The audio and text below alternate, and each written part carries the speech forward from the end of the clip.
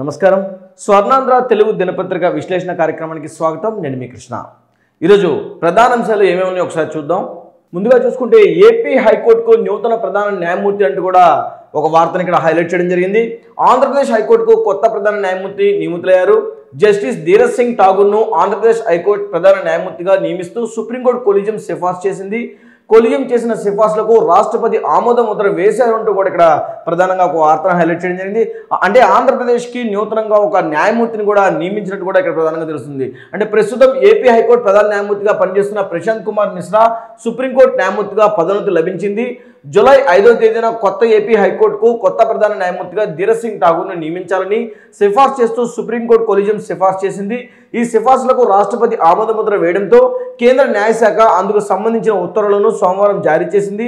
Collegium సిఫార్సులపై రాష్ట్రపతి ద్రౌపది ముర్ము ఆమోద ముద్ర వేసినట్లు కేంద్ర న్యాయశాఖ మంత్రి అర్జున్ రామ్ మేఘ్వాల్ ట్విట్టర్లో పేర్కొన్నారంటూ కూడా ఇక్కడ ప్రధానంగా వార్తను హైలైట్ చేసింది. అంటే ఇప్పుడు ఉన్నటువంటి ఎవరైతే ప్రశాంత్ కుమార్ మిశ్రా ఆంధ్రప్రదేశ్ హైకోర్టు న్యాయమూర్తిగా ఉన్నారో ఆయన సుప్రీంకోర్టుకు వెళ్ళడం వల్ల ఇప్పుడు కొత్తగా ఏపీకి హైకోర్టు న్యాయమూర్తిని కూడా నియమించినట్టు కూడా ఇక్కడ ప్రధానంగా వార్తను హైలైట్ చేయడం జరిగింది.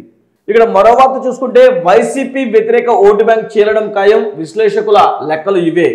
ఏపీలో వైసీపీ వ్యతిరేక ఓటు బ్యాంకును చీలకుండా చూస్తానని, వ్యతిరేకత చీలకుండా చూడడమే తన లక్ష్యమని జనసేన అధినేత పవన్ కళ్యాణ్ తరచుగా చెప్తున్నారంటూ కూడా ఇక్కడ ఒక వార్తని హైలైట్ చేయడం జరిగింది.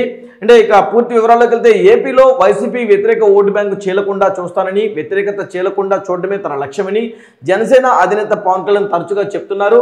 ఇటీవల ఢిల్లీలో ఎన్డీఏ కూటమితో భేటీ అయిన తర్వాత ఆయన ఇదే మాట కూడా చెప్పినట్టు కూడా ఇక్కడ వార్తను హైలైట్ చేయడం జరిగింది.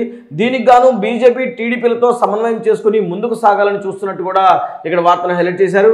ఈ విషయంలో అలుపెరగిన ప్రయత్నాలు తన వైపు నుంచి సాగుతూనే ఉంటాయని, ఓకే ఇంతవరకు బాగానే ఉంది కానీ కేవలం ఈ మూడు పార్టీలే ఏపీలో ఉన్నాయా అనేది ఇప్పుడు ప్రధాన ప్రశ్న అంటున్నారు విశ్లేషకులు అంటూ కూడా ఇక్కడ వార్తను హైలైట్ చేయడం జరిగింది. కేంద్రం తమకు ఏమీ ఇవ్వలేదు, ఈ పార్టీ మద్దతు మనకెందుకు అనే భావన ప్రజల్లోకి వెళ్తే అప్పుడు ఓటు చీలిపై వైసీపీకి మేలు చేయడం ఖాయమని మరో విశ్లేషణ కూడా తెర మీదకి వచ్చినట్టు కూడా ఇక్కడ ప్రధానంగా వార్తని హైలైట్ చేయడం జరిగింది. ఇక్కడ చూసుకుంటే మరో వార్త ఏంటంటే మణిపూర్ పై ఆరని మంటలు, పార్లమెంట్ వెలుపల రాత్రంతా విపక్ష ఎంపీల నిరసన. మణిపూర్ అంశంపై ప్రధాని ప్రకటనకు పట్టు, రాత్రిపూట విపక్షాలు గాంధీ విగ్రహం వద్ద ధర్నా అంటూ కూడా ప్రధానంగా ఒక వార్తని హైలైట్ చేయడం జరిగింది. ఈ మధ్య చూసుకుంటే మణిపూర్లో కొన్ని సంఘటనలు చోటు చేసుకున్నాయి. ఆ సంఘటనల గురించి లోక్సభలో ప్రతిపక్షాలు ఏవైతే ఉన్నాయో వాళ్ళందరూ కూడా ప్రధాని నుంచి ఒక ప్రకటన రావాలని రాత్రిపూట విపక్షాలన్నీ కూడా గాంధీ విగ్రహం దగ్గర ధర్నా చేసినట్టు కూడా ప్రధానంగా ఇక్కడ వార్తను హైలైట్ చేయడం జరిగింది. అంటే పార్లమెంట్ వర్షాకాల సమావేశాలు ప్రారంభమై 3 రోజులు గడిచిపోయినా ఒక్కరోజు కూడా సజావుగా సాగలేదు. మైతీ కుకీల మధ్య ఘర్షణతో అట్టుడికిన ఈశాన్య రాష్ట్రం మణిపూర్పై ప్రధాని మోదీ సమగ్ర ప్రకటన చేయాలని విపక్షాలు డిమాండ్ చేస్తున్నాయంటూ కూడా ఇక్కడ ప్రధానంగా వార్తను హైలైట్ చేయడం జరిగింది. అంటే ఈ క్రమంలో పార్లమెంట్ ఆవరణలోని గాంధీ విగ్రహం ఎదుట సోమవారం రాత్రి విపక్ష ఎంపీలు కొందరు నిరసనకు దిగారు. ఇండియా ఫర్ మణిపూర్ అని రాసి ఉన్న ప్లకార్డులు సోమవారం రాత్రి 11 గంటల వరకు ఆ ప్లకార్డులు పట్టుకొని గాంధీ విగ్రహం దగ్గర నిరసన చేసినట్టు కూడా ప్రధానంగా వార్తను హైలైట్ చేయడం జరిగింది. దాదాపు 3 నెలలుగా మణిపూర్ అట్టుడికిపోతుంటే ప్రధాని కనీసం మాట్లాడటం లేదని, ఈ అంశంపై మోదీ తక్షణమే సమాధానం ఇవ్వాలంటూ కూడా విపక్షాలు డిమాండ్ చేస్తున్నట్టు కూడా ఇక్కడ వార్తను హైలైట్ చేయడం జరిగింది. మణిపూర్లో చూసుకుంటే ఎవరైతే మైతీ కుకీ అని 2 వర్గాలు ఉన్నాయో వాళ్ళ ఇద్దరి మధ్య కూడా భారీగా ఘర్షణ వాతావరణం చోటు చేసుకున్నట్టు కూడా, వాళ్ళకి జరుగుతున్న ఘర్షణ వాతావరణం సంబంధించి కూడా పార్లమెంట్లో కూడా ఈ అంశాన్ని లేవనెత్తినట్టు కూడా ఇక్కడ ప్రధానంగా వార్తను హైలైట్ చేయడం జరిగింది. ఇక్కడ మరో వార్త చూసుకుంటే వాలంటీర్ల ఉద్యోగాల క్రమబద్ధీకరణ, బీజేపీ కొత్త డిమాండ్ లేకుంటే తిరగబడాలని సూచన అంటూ కూడా మరో వార్తను ఇక్కడ హైలైట్ చేయడం జరిగింది. అంటే ప్రధానంగా చూసుకుంటే ఏపీలో వాలంటీర్లపై ముందు జనసేన అధినేత పవన్ కళ్యాణ్, ఆ తర్వాత టీడీపీ అధినేత చంద్రబాబు వరుసగా విమర్శలు చేయడం మొదలుపెట్టాక వైసీపీ కాస్త డిఫెన్స్ లో పడిందనే ప్రచారం సాగుతుంది. ఈ నేపథ్యంలో బీజేపీ నేతలు కూడా ఇవాళ స్వరం పెంచారు అంటూ కూడా ఇక్కడ ప్రధానంగా వార్తను హైలైట్ చేసింది. చూసుకుంటే గతంలో పవన్ కళ్యాణ్ కూడా వాలంటీర్ల మీద కొన్ని కీలక వ్యాఖ్యలు చేశారు. వ్యక్తిగత డేటాను చౌర్యం చేస్తున్నారు వాలంటీర్లు, ఈ డేటా అంతా కూడా వైసీపీ వాళ్ళకి వాలంటీర్లు తీసుకెళ్లి అప్పచెప్తున్నారంటూ కూడా ప్రధానంగా గతంలో పవన్ కళ్యాణ్ కూడా కీలక వ్యాఖ్యలు చేయడం జరిగింది. ఎప్పుడైతే పవన్ కళ్యాణ్ వరహి యాత్రలో కీలక వ్యాఖ్యలు చేశారో ఆ తర్వాత టీడీపీ నుంచి చంద్రబాబు కూడా కొన్ని వ్యాఖ్యలు చేయడం జరిగింది. అదే వ్యాఖ్యలకు ఇప్పుడు మళ్ళీ బీజేపీ కూడా స్వరం కలిపినట్టు కూడా ప్రధానంగా ఇక్కడ వార్తని హైలైట్ చేయడం జరిగింది. ఇక్కడ చూసుకుంటే ఇటీవల కర్ణాటకలో పోటాపోటీ ఎన్నికల్లో కాంగ్రెస్ బీజేపీని ఓడించి ప్రభుత్వాన్ని ఏర్పాటు చేసింది. అయితే కాంగ్రెస్ అధికారంలోకి వచ్చిన 2 నెలలకే కర్ణాటక ఉప ముఖ్యమంత్రి డీకే శివకుమార్ సంచలన వ్యాఖ్యలు చేశారు. ఆ వ్యాఖ్యలు ఏంటంటే ఇప్పుడున్నటువంటి కాంగ్రెస్ ప్రభుత్వాన్ని కూల్చేందుకు బీజేపీ కుట్రలు చేస్తుందంటూ కూడా ఇక్కడ ప్రధానంగా వార్తను హైలైట్ చేయడం జరిగింది. రీసెంట్ గా కర్ణాటక అసెంబ్లీలో జేడీఎస్ అధినేత కుమారస్వామి కూడా మేము బీజేపీకి సపోర్ట్ చేస్తామంటూ కూడా కొన్ని వ్యాఖ్యలు చేయడం జరిగింది. అంటే బీజేపీ జేడీఎస్ కలిసి కాంగ్రెస్ పడేయడానికి కుట్రలు చేస్తున్నట్టు కూడా ఇక్కడ ప్రధానంగా వార్తను హైలైట్ చేయడం జరిగింది. అంటే గతంలో చూసుకుంటే మనం బీజేపీ చాలా రాష్ట్రాల్లో కూడా ఉన్న ప్రభుత్వాలను పడగొట్టి బీజేపీ అధికారం చేయించుకున్నట్టు కూడా మనకు తెలుసు. ఎందుకంటే గతంలో గోవా కూడా సేమ్ అలానే జరిగింది, మహారాష్ట్రలో కూడా జరిగింది అలానే.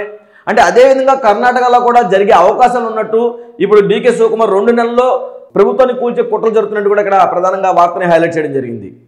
అంటే దీనికి పాటు ఆయన చెప్పిన వ్యాఖ్యలకి రాష్ట్రంలో కాంగ్రెస్ సర్కార్ను కూల్చేందుకు కుట్ర జరుగుతుందని విలేకరులు అడిగిన ప్రశ్నలకు డీకే శివకుమార్ సమాధానం చెప్పారు. అదేవిధంగా రాష్ట్ర రెవెన్యూ మినిస్టర్ కృష్ణ బైరే గౌడ కూడా దాన్ని సమర్థించి బీజేపీ వాళ్ళు దేశంలో ఎన్నో ప్రభుత్వాలను కూల్చేశారని అందుకోసం మనం కూడా అప్రమత్తంగా ఉండాలంటూ కూడా ఆ రాష్ట్ర రెవెన్యూ శాఖ మంత్రి కూడా కృష్ణ బైరే గౌడ్ కూడా కొన్ని వ్యాఖ్యలు చేసినట్టు కూడా ఇక్కడ ప్రధానంగా వార్తను హైలైట్ చేశారు. ఇక్కడ చూసుకుంటే జగన్ ఇమేజ్ పెంచుతున్న కేంద్రం ఆధారాలతో సహా మారుతున్న లెక్కలు అంటూ కూడా మరో వార్తను ఇక్కడ హైలైట్ చేయడం జరిగింది. అంటే ఏపీలో ఎన్నికల వ్యూహాలు పైకి కనిపించినంత సులభంగా లేవు. పొత్తుల లెక్కల వెనుక అనేక ఎత్తులు ఉన్నాయి. సీఎం జగన్ లక్ష్యంగా టీడీపీ జనసేన కలవడం ఖాయమైనా బీజేపీ పత్రం స్పష్టం కావడం లేదు. ఈ సమయంలో పవన్ దగ్గరికి తీసిన బీజేపీ టీడీపీతో దూరంగానే ఉంటుంది.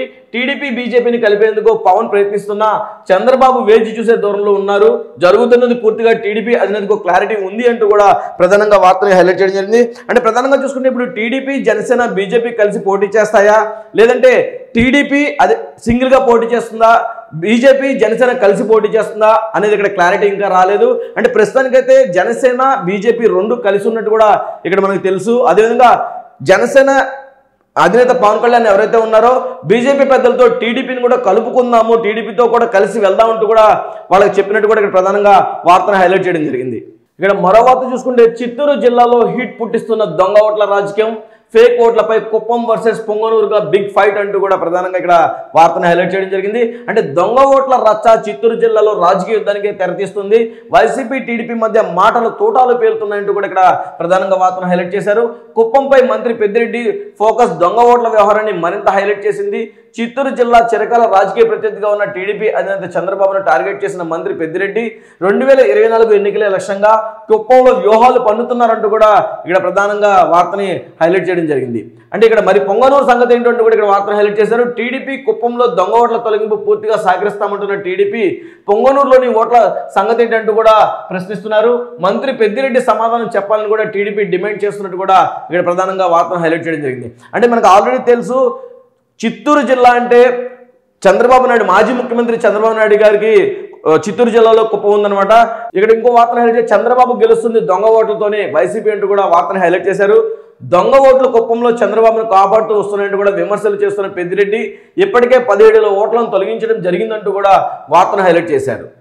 మరో 24,000కు పైగా దొంగ ఓట్లు ఉన్నట్లు గుర్తించామంటున్న పెద్దిరెడ్డి ఎన్నికల కమిషన్ కూడా ఫిర్యాదు చేశామని చెప్పారు. పక్క రాష్ట్రాల్లోని వారిని పెద్ద ఎత్తున చేసిన చంద్రబాబు ప్రతి ఎన్నికల్లోనూ గెలుస్తున్నది, మెజార్టీ సాధిస్తున్నది భారీగా నమోదైన దొంగ ఓట్ల వల్లే ఇది సాధ్యమవుతుందంటూ కూడా ఇక్కడ వార్తను హైలైట్ చేయడం జరిగింది. ఇక్కడ మరో వార్త చూసుకుంటే ఆంధ్రప్రదేశ్ అప్పుల లెక్కలు ఇవే, కేంద్రం క్లారిటీ ఎంత అంటే అంటూ కూడా ప్రధానంగా ఒక వార్త హైలైట్ చేయడం జరిగింది. ఏపీ అప్పులపై క్లారిటీ ఇచ్చిన కేంద్రం. బీఆర్ఎస్ ఎంపీ నామా నాగేశ్వరరావు లోక్సభలో అడిగిన ప్రశ్నకు కేంద్ర ఆర్థిక శాఖ మంత్రి నిర్మలా సీతారామన్ సమాధానం ఇచ్చారు. రాష్ట్ర ప్రభుత్వాలు కార్పొరేషన్లు తీసుకున్న అప్పుల వివరాలను వెల్లడించారు సీతారామన్ అంటూ కూడా వార్తను హైలైట్ చేయడం జరిగింది. ఆంధ్రప్రదేశ్ అప్పుల విషయానికి వస్తే 2023 మార్చి వరకు బడ్జెట్ అంచనాలను బట్టి ఏపీకి 4,42,442 కోట్లు అప్పులు ఉన్నట్టు కూడా ఇక్కడ ప్రధానంగా వార్తను హైలైట్ చేయడం జరిగింది. కార్పొరేషన్ వారీగా తీసుకున్న అప్పుల వివరాలు కూడా ఏ విధంగా ఉన్నాయో కూడా ఇక్కడ వార్తలో చెప్పడం కూడా జరిగింది. ఆంధ్రప్రదేశ్ అప్పులపై కేంద్రం క్లారిటీ ఇచ్చింది. ఆంధ్రప్రదేశ్కు 2019 మార్చి నాటికి 2,64,451 కోట్ల అప్పు ఉంటే 2023 మార్చి నాటికి అది డబల్ అండ్ కూడా ఇక్కడ ప్రధానంగా తెలుస్తుంది. మనకి 2,64,000 నుంచి 4,42,000 కోట్లకు కూడా అప్పు వెళ్ళినట్టు కూడా ఇక్కడ ప్రధానంగా వార్తను హైలైట్ చేసింది. లోక్సభలో ఖమ్మం బీఆర్ఎస్ ఎంపీ ఎవరైతే నామా నాగేశ్వరరావు ఉన్నారో రాష్ట్రాల అప్పులపై అడిగిన ప్రశ్నకు కేంద్ర ఆర్థిక శాఖ మంత్రి నిర్మలా సీతారామన్ లిఖితపూర్వకంగా కూడా సమాధానం చెప్పినట్టు కూడా ఇక్కడ వార్తని హైలైట్ చేయడం జరిగింది. ఇక్కడ మరో వార్త చూసుకుంటే పార్లమెంట్లో మాట్లాడటానికి జంకెందుకు, మణిపూర్ మంటల్లో ధ్వంసమవుతుండగానే అనేక దేశాలు పర్యటించిన ప్రధాని మోదీ మణిపూర్ అల్లర్లపై మొన్నటి వరకు స్పందించలేదంటూ కూడా ఇక్కడ వార్తను హైలైట్ చేయడం జరిగింది. ఇక్కడ చూసుకుంటే మణిపూర్లో మహిళల మీద జరిగిన అత్యాచార పర్వంపై యావత్ జాతి ఇప్పటికీ చర్చిస్తుంది. కేంద్ర ప్రభుత్వం ఉదాసీనతపై సోషల్ మీడియాలో విమర్శలు వెల్లువెత్తున్నాయంటూ కూడా ఇక్కడ ప్రధానంగా వార్తను హైలైట్ చేయడం జరిగింది. అంతర్జాతీయంగా భారతదేశాన్ని దిగజార్చిన ఈ దుర్మార్గం మీద దేశాల్లో చర్చలు కూడా జరుగుతున్నా మన పార్లమెంట్లో చర్చించేందుకు బీజేపీ ప్రభుత్వానికి మనసు రావడం లేదంటూ కూడా ప్రధానంగా వార్తని హైలైట్ చేయడం జరిగింది. అంటే కొన్నాళ్ల కిందట హోంశాఖ మంత్రి అమిత్ షా పర్యటించి వచ్చిన తర్వాత కూడా మణిపూర్లో హింసాకాండ ఆగకపోగా మరింత చెలరేగినట్టు కూడా ఇక్కడ ప్రధానంగా వార్తను హైలైట్ చేయడం జరిగింది. ఇక్కడ మరో వార్త చూసుకుంటే చంద్రబాబు పవన్ ఇద్దరు ఫెయిల్ అయ్యారా? పవన్ కళ్యాణ్ చంద్రబాబు పదే వాలంటీర్ సచివాలయ వ్యవస్థల మీద ఎంతగా ఆరోపణలు చేస్తున్నా బురద జల్లుతున్నా జనాల నుండి మద్దతు దొరకడం లేదంటూ కూడా ఇక్కడ ప్రధానంగా వార్తను హైలైట్ చేయడం జరిగింది. అంటే కొన్నిటికి ముహూర్తాలు చాలా బలంగా ఉంటాయి. జగన్మోహన్ రెడ్డి అధికారంలోకి రాగానే ఏ ముహూర్తంలో వాలంటీర్ సచివాలయ వ్యవస్థలను ఏర్పాటు చేశారో అవి రెండు జనాల మనసుల్లో బలంగా నాటుకుపోయాయంటూ కూడా ఇక్కడ వార్తను హైలైట్ చేయడం జరిగింది. అందుకనే పవన్ కళ్యాణ్ చంద్రబాబు పదే పై రెండు వ్యవస్థల మీద ఎంతగా ఆరోపణలు చేస్తున్నా బురద జల్లుతున్నా జనాల నుండి మద్దతు దొరకడం లేదంటూ కూడా ఇక్కడ వార్తను హైలైట్ చేయడం జరిగింది. పవన్ మాట్లాడుతూ హ్యూమన్ ట్రాఫికింగ్ కు వాలంటీర్లే కారణం అంటూ కూడా ఇక్కడ వార్తను హైలైట్ చేశారు. నిజానికి ఈ రెండు కూడా తప్పుడు ఆరోపణలే. ఎందుకంటే వాలంటీర్ల ద్వారా హ్యూమన్ ట్రాఫికింగ్ జరుగుతుందనే పవన్ ఆరోపణలపై రాష్ట్రంలో 5 రోజులుగా గోలగోల జరుగుతుంటే పవన్ ఆరోపణలు నిజమే అయితే హ్యూమన్ ట్రాఫికింగ్ కి గురైన ఆడవాళ్ళ కుటుంబాలు బయటకు రాకుండా ఉంటాయంటూ కూడా ఇక్కడ వార్తను హైలైట్ చేయడం జరిగింది. అంటే మనకు తెలుసు ఈ సచివాలయ వ్యవస్థ కానీ వాలంటీర్ వ్యవస్థ కానీ ఎవరైతే ముసలి వాళ్ళు ఉన్నారో ఇంటికి వెళ్ళి పెన్షన్ ఇవ్వడం కానీ అదేవిధంగా రేషన్ కూడా ఇంటికి తీసుకెళ్లి ఇస్తున్నారు. అలాంటి వ్యవస్థల మీద వీళ్ళు ఆరోపణలు చేశారంటూ కూడా ఇక్కడ ప్రధానంగా వార్తను హైలైట్ చేయడం జరిగింది. ఇక్కడ చూసుకుంటే మరొక వార్త చంద్రబాబు వద్దంటే లోకేష్కి తెలియకుండానే యోగలం పాదయాత్రని టీడీపీ నేతలు టికెట్లు ఆశిస్తున్న వారు తమ ఆధిపత్య ప్రదర్శనకి వేదికగా మార్చేస్తున్నారంటూ కూడా ఇక్కడ వార్తను హైలైట్ చేయడం జరిగింది. అంటే టీడీపీ జాతీయ ప్రధాన కార్యదర్శి లోకేష్ ఎవరైతే ఉన్నారో ఇప్పుడు ప్రస్తుతానికి యోగలం పాదయాత్ర చేస్తున్నట్టు కూడా మనకు తెలుసు. అదేవిధంగా చాలా వరకు నియోజకవర్గాల నేతలు యోగలం సమన్వయ కమిటీలతో కోఆర్డినేట్ చేసుకుని నిర్వహిస్తున్నారు. జనస్పందన బాగానే ఉన్నా పాదయాత్ర సాగే ఆయా నియోజకవర్గాల ప్రజలు వివిధ వర్గాలతో ముఖాముఖి సమావేశాలు సమయానికి పూర్తి చేయడం కమిటీలకు చాలా కష్టంగా మారిందంటూ కూడా ఇక్కడ వార్తని హైలైట్ చేయడం జరిగింది. ఇక్కడ చూసుకుంటే ఎవరైతే చంద్రబాబు వద్దని నాయకుల్ని పక్కన పెట్టారో ఆ నాయకులు ఇప్పుడు లోకేష్ దగ్గరికి వస్తున్నట్టు కూడా ఇక్కడ వార్తను హైలైట్ చేశారు. ప్రధానంగా చూసుకుంటే భాష్యం ప్రవీణ్ నియోజకవర్గంలో పార్టీ ఇన్ఛార్జికి చెప్పకుండా సొంతగా కార్యక్రమాలు చేపడుతున్నారని పార్టీ అధ్యక్షుడు అచ్చెన్నాయుడు సోకాజ్ నోటీసులు ఇస్తే వెంటనే భాష్యం ప్రవీణ్ యోగలం పాదయాత్రలో ప్రత్యక్షమయ్యారంటూ కూడా ఇక్కడ వార్తని హైలైట్ చేయడం జరిగింది. అదేవిధంగా చూసుకుంటే హెచ్ఎల్ టికెట్ ఆశిస్తున్న కలిశెట్టి అప్పలనాయుడు తనకున్న పరిచయాలతో ప్రకాశం జిల్లాలో సాగుతున్న పాదయాత్రలో లోకేష్ని కలిసినట్టు కూడా ఇక్కడ ప్రధానంగా వార్తను హైలైట్ చేయడం జరిగింది. అంటే ఏ పదవి లేని కలిశెట్టి అప్పలనాయుడు లోకేష్ని కలిస్తే తానేమి తక్కువ తిన్నానంటూ మాజీ మంత్రి కిమిడి కళా వెంకట్రావు కూడా పాదయాత్రలో ప్రత్యక్షమైనట్టు ప్రధానంగా ఇక్కడ వార్తను హైలైట్ చేయడం జరిగింది. ఇక మరో వార్త చూసుకుంటే వచ్చే ఎన్నికల్లో గన్నవరం నుండే పోటీ చేస్తా యార్లగడ్డ వెంకట్రావు సంచలనం అంటూ కూడా ఇక్కడ మరో వార్తని హైలైట్ చేయడం జరిగింది. అంటే ఇక్కడ ప్రధానంగా చూసుకుంటే వైసీపీకి 2 తలకానిప్పులు అని కూడా మనం అనుకోవచ్చు. ఎందుకంటే రామచంద్రపురం పంచాయతీ ఒక తలకానిప్పు అయితే రెండోది గన్నవరం అని కూడా మనం ప్రధానంగా చెప్పొచ్చు. ఎందుకంటే ఆల్రెడీ ఇప్పుడు రామచంద్రపురం పంచాయతీ జరుగుతుంది కానీ మళ్ళీ ఇప్పుడు రెండో పంచాయతీ ఇప్పుడు వైసీపీ అధిష్టానికి పెద్ద తలకానిప్పుగా తయారైందని కూడా మనం చెప్పవచ్చు. ఎందుకంటే గతంలో టీడీపీ నుంచి పోటీ చేసి గెలిచినటువంటి ఎవరైతే వల్లభనేని వంశీ ఉన్నారో ఆయన మళ్ళీ ఏదైతే ప్రభుత్వం వైసీపీ ఫామ్ చేసిన తర్వాత ఆయన వైసీపీలోకి వచ్చి జాయిన్ అవ్వడం జరిగింది. అంటే ఆ టైంలో ఎవరైతే యార్లగడ్డ వెంకటరావు ఉన్నారో వ్యతిరేకించినా సరే వైసీపీ అధిష్టానం అతన్ని పార్టీలోకి తీసుకోవడం కూడా జరిగినట్టు మనకు తెలుసు.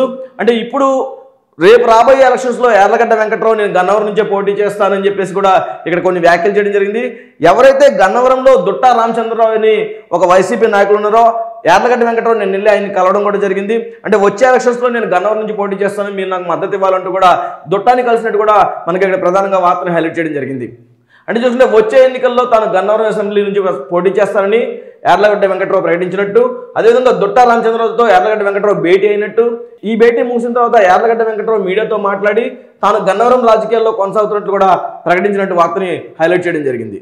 ఇప్పుడే మనం ఆల్రెడీ చెప్పుకున్నాం వైసీపీకి 2 తలకానిప్పులుగా ఉన్నాయని, ఒకటి రామచంద్రపురం ఒకటి గన్నవరం అని చెప్పి. రెండో వార్త రామచంద్రపురం వైసీపీలో పంచాయతీ తోట తిముత్తులతో ఎంపీ మిథున్ రెడ్డి భేటీ అంటూ కూడా ఇక్కడ ప్రధానంగా వార్తను హైలైట్ చేయడం జరిగింది. అంటే వచ్చే అసెంబ్లీ ఎలక్షన్స్లో రామచంద్రపురం నుంచి ఎవరు పోటీ చేస్తారనేది కూడా చాలా వైసీపీ నుంచి ఎవరు పోటీ చేస్తారని చాలా ఆసక్తిగా మారింది. ఎందుకంటే అక్కడ ఎంపీ ఎవరైతే ఉన్నారో పిల్లి సుభాష్ చంద్రబోస్ ఆయన తన వారసులకు టికెట్ కావాలని చెప్పేసి ఆయన ఆశిస్తున్నారు. కానీ ఇప్పుడు ఇక్కడ వైసీపీ మిథున్ రెడ్డి వచ్చే ఎలక్షన్స్లో రామచంద్రపురం నుంచి చెల్లుబని వేణుగోపాలకృష్ణ పోటీ చేస్తారంటూ కూడా ఆయన రీసెంట్గా కూడా చెప్పడం జరిగింది. కానీ అక్కడ లాస్ట్ టైం ఎలక్షన్స్లో పోటీ చేసిన తోట త్రిమూర్తులు కూడా ఆ సీటు వాళ్ళ కొడుక్కి వాళ్ళని చెప్పి కూడా ఇక్కడ అడుగుతున్నట్టు కూడా ప్రధానంగా వార్తను హైలైట్ చేయడం జరిగింది. అంటే ఇది వైసీపీకి పెద్ద తలకాయ నొప్పిగా మారిందంటూ కూడా మనకు అర్థమవుతుంది. ఇక్కడ వైఎస్ఆర్సీపీ ఎమ్మెల్సీ తోట త్రిమూర్తులు ఆ party regional coordinator Mithun Reddy సోమవారం భేటీ అయ్యారు. అదేవిధంగా వచ్చే ఎన్నికల్లో రామచంద్రపురం నుంచి చెల్లుబని వేణుకు వైఎస్ఆర్సీపీ టికెట్ ఇస్తే తాను మద్దతు ఇవ్వను అంటూ కూడా పిల్లి సుభాష్ చంద్రబోస్ ప్రకటన చేసినట్టు కూడా ఇక్కడ వార్తను హైలైట్ చేయడం జరిగింది. అంటే ఇప్పుడు ఒకవేళ వైసీపీ కానీ చెల్లుబని వేణుగోపాలకృష్ణకి టికెట్ ఇస్తే అక్కడ ఉన్నటువంటి ఎంపీ పిల్లి సుభాష్ చంద్రబోస్ ఇండిపెండెంట్గా కూడా పోటీ చేయడానికి సిద్ధంగా ఉన్నట్టు కూడా ఇక్కడ వార్తని హైలైట్ చేయడం జరిగింది. ఇది వాటి స్వర్ణాంధ్ర తెలుగు దినపత్రిక విశ్లేషణ కార్యక్రమం. రేపటి స్వర్ణాంధ్ర తెలుగు దినపత్రిక విశ్లేషణ కార్యక్రమంలో మళ్ళీ కలుసుకుందాం. చూస్తూనే ఉండండి G9 న్యూస్. నేనొక నిజం, జరిగే యథార్థాల అగ్ని పర్వతం, జననం మరణం మధ్య జరిగే నాటకానికి నేనే సాక్షిని. సగటు మానవుని గొంతుక నేను. మీ అందరి కోసం ప్రతి గడియ పనిచేస్తూ గళం వినిపించే G9 న్యూస్.